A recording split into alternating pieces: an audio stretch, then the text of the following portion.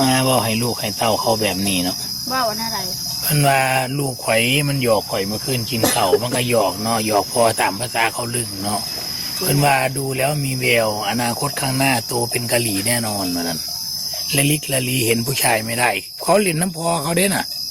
เอาให้แม่เขาตอบเองเด้อพี่น้องของแนวนี้ให้น้องมนต์ตอบเอง เป็นกับเป็นแต่คล้องนั่นนี่หามกันมาได้ อยากเป็นกับเป็น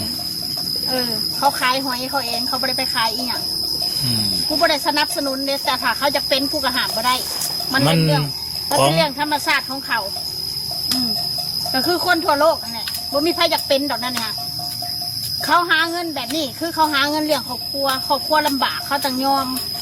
ขายหน้าถุงน้อยเขาบ่ได้ว่าได้พี่น้องเป็นเราบ่ได้เบียดเบียนบ้านเมืองเขา แล้ว เป็น คน ก็เป็น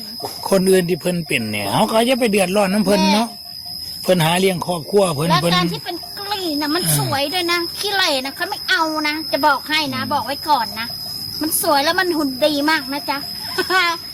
ที่บอกไอ้ เอา จ๊ะ เป็นว่าคนที่เพิ่นเป็นแบบนี้เขาไม่ได้ไปดูถูกอาชีพเพิ่นเด้อ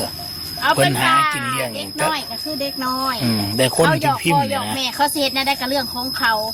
บ่ได้ไปหยอกผัวมึง ถ้าเป็นหยอกผัวมึงหรือหยอกลูกมึงนะกูบ่ให้ลูกกูเห็ดดอกแบบนะคะแต่นี่เขาหยอกพ่อเขาเองเขากอดพ่อหอมพ่อมันบ่เป็นหยังดอกเด็กน้อย นอกจากมันใหญ่เป็นสาวเลยอันใดมันบ่เหมาะสมแล้วเขาก็บอก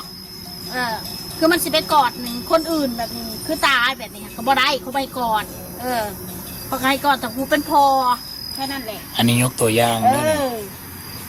เข้าใจไว้ด้วย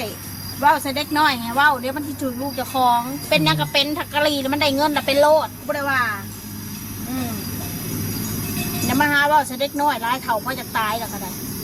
ขอยอยากรู้ความรู้สึกนึกคิด เออ ขอยอยากรู้ความรู้สึกนึกคิดคนคน มัน นี้ มีแววอ่ะ เจอยังกล้าบอกให้ลูกคนอื่นแบบนี้เนาะ ปีศาจสัว